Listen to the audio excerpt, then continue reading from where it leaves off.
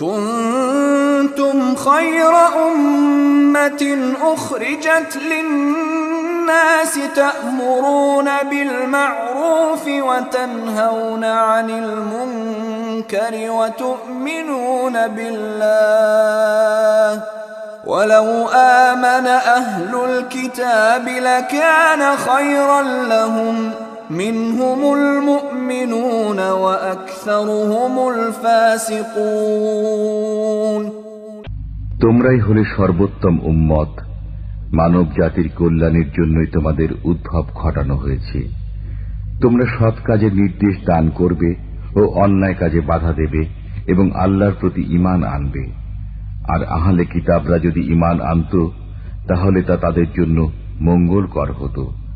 তাদের মধ্যে কিছু তো রয়েছে ঈমানদার, আর অধিকাংশই হল পাপাচারী।